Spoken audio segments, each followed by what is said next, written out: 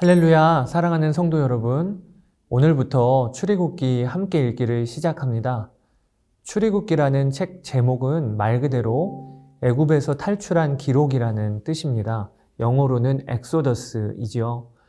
그러나 이 제목과는 다르게 40장으로 이루어진 출애굽기의 내용 중에서 애굽에서의 탈출 기록은 길게 잡아도 15장까지만입니다. 그리고 나머지는 홍해에서 시내산까지 이동한 기록, 그리고 시내산에 머물며 하나님과 언약을 맺고 율법을 받으며 성막을 세운 기록으로 이루어져 있습니다. 그러니까 출애굽기의 절반 이상은 그 무대가 시내산인 것입니다. 출애굽기의 저자는 모세이고요. 기록 연대로는 주전 1450년에서 1400년 사이라고 봅니다. 다음은 출애굽기의 지도입니다. 이집트의 고센 땅에 살던 이스라엘 민족이 애굽에서 나와 홍해를 건너고 그리고는 시나이 반도 남쪽의 시내산까지 이릅니다. 여기까지가 출애굽기 1장에서 18장까지의 내용이에요. 그리고 나머지 19장에서 40장까지는 시내산에서 1년 2개월 정도를 머물며 이루어진 일을 기록한 것입니다. 오늘은 우리 출애굽기 1장을 우리 함께 살펴보도록 하겠습니다. 하루의 성경 한 장.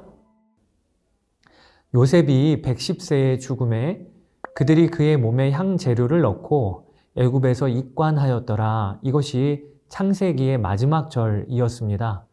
야곱의 11번째 아들인 요셉이 애굽의 총리로 있다가 죽은 것으로 창세기는 마무리가 되는 겁니다. 그리고는 이어서 출애굽기가 시작이 되는데 창세기 마지막 절인 창세기 50장 26절과 출애굽기 1장 1절은 한 절 차이이지만 이 사이에는 약 400년이라는 시간적인 간극이 있습니다. 이 400년 동안 무슨 일이 일어났을까요? 출애굽기 1장은 그 내용을 다루고 있는 거죠. 요셉이 총리가 되어 가나안 땅에 살던 자기 가족들을 애굽으로 부를 때 애굽으로 올라온 그들의 수는 70여 명 정도였습니다.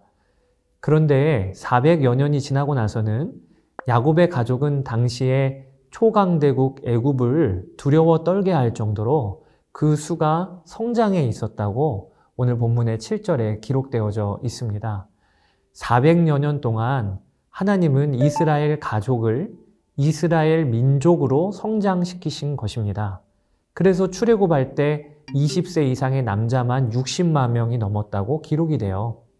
하나님은 창세기 12장 2절에 아브라함에게 내가 너로 큰 민족을 이루고 라고 말씀하신 약속이 있었는데 이 약속을 신실하게 이루신 것이지요. 여러분, 그러면 왜 애굽일까요? 하나님은 왜 굳이 가나안 땅에 살던 한 가족을 애굽으로 불러내셔서 그곳에서 번성하게 하신 것일까요? 그 이유는 크게 두 가지라고 볼 수가 있습니다. 먼저는 당시의 초강대국인 애굽을 이스라엘 민족의 성장을 위한 안전한 피난처로 삼으신 것입니다.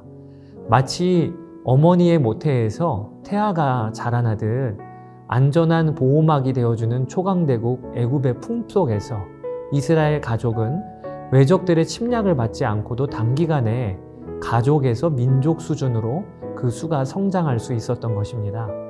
또 하나의 이유는 하나님의 구원이 어떠한 모습인지를 보여주기 위함입니다. 하나님의 백성을 종으로 삼고 압제하는 애굽으로부터 이스라엘이 탈출을 하는 것은 우리에게 베푸신 하나님의 구원이 무엇인가를 보여주는 좋은 모형이 되는 것이지요. 죄와 마귀의 종노릇, 즉 애굽의 종노릇하는 것과 비견이 되지요. 여기에서 벗어나 자유함을 얻은 것이 우리가 받은 구원인데 출애굽기를 읽으며 우리는 이것을 보게 되는 것입니다.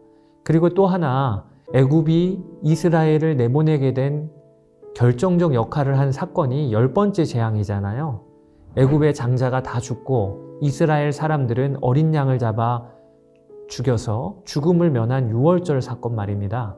이 유월절 사건 때문에 바로는 이스라엘을 놓아주는데 이것도 우리가 받은 구원이 어떠한 모습인가를 드러내는 아주 중요한 모형이 됩니다. 그래서 우리는 출애굽기를 읽으며 우리의 유월절 양 되신 예수님이 십자가에서 죽으신 것이 내 구원의 이유가 되었음을 보게 되는 것이지요. 이처럼 이스라엘 가족을 애굽으로 이끄신 데에는 하나님의 계획과 뜻이 있었던 것이지요. 사랑하는 여러분, 그러니 오늘 우리가 출애굽기 1장을 읽으며 알아야 할 것이 있습니다. 그것은 내 삶의 애굽에는 뜻이 있다는 것입니다. 이스라엘이 애굽에 내려갈 때에는 열렬한 환대를 받았지만 400년이 지난 출애굽 시기에는 큰 어려움을 맞게 되었습니다. 오늘 본문에도 보면 이스라엘 민족이 번성하니 이것을 바로가 두려워하여 그들에게 무거운 노역을 시키기에 이릅니다. 이 노역의 중함이 얼마나 무거운지 성경은 이스라엘 백성이 학대를 받았다고 표현하고 있습니다. 뿐만 아닙니다. 바로는 이스라엘 민족의 산하 제한 정책을 펼쳐서 태어나는 남자아이들을 죽이라고까지 명령합니다. 이렇게 애굽의 압제를 받았던 이스라엘과 같이 하나님의 백성인 우리에게도 어떨 때는 소망이 없고 죽음과도 같은 상황으로 몰릴 때가 있습니다. 하나님은 그런 애굽으로 우리를 이끄실 때가 있는 것입니다. 그때에 오늘 출애굽기 1장을 기억하셔야 합니다. 이스라엘 가족들을 애굽으로 인도하셔서 오히려 그곳에서 그들을 민족으로 키우시고 구원 사건을 경험하게 하신 하나님의 일하심이 있었다. 이것을 기억해야 합니다. 여러분, 우리의 삶의 애굽에는요, 반드시 하나님의 뜻이 있는 거예요. 그리고 그 뜻 안에는 하나님의 방법으로 나를 살리시고 구원하시려는 그분의 사랑과 은혜가 담겨 있음을 믿으시기를 바랍니다. 오늘 본문에서 애굽 왕 바로가 잔인한 산하 제한 정책을 펼칠 때 하나님의 안전장치가 어떻게 작동이 되는지를 여러분 한번 보세요. 바로가 이스라엘의 산모가 남자를 낳으면 그 자리에서 조용히 죽이라고 명령하면서 부른 사람들이 하필이면 하나님을 경외하는 히브리 산파 십브라와 부하였습니다. 그들은 결국 왕의 명령을 어기고 생명 살리는 선택을 하지요. 십브라와 부하를 부른 바로의 이야기를 보면서 우리에게도 애국과 같은 상황이 펼쳐질 때 하나님은 반드시 안전장치를 두시고 돕는 사람들을 두셔서 죽음 가운데서도 우리를 보호하신다는 것을 알게 됩니다. 십브라와 부하가 반드시 내 주변에 있습니다. 애국과 같은 상황에 있는 여러분, 애굽에는 뜻이 있어요. 하나님의 은혜와 보호하심을 오늘도 누리시는 여러분 되시기를 주의 이름으로 축복합니다. 출애굽기 2장에서 보도록 하겠습니다. 감사합니다.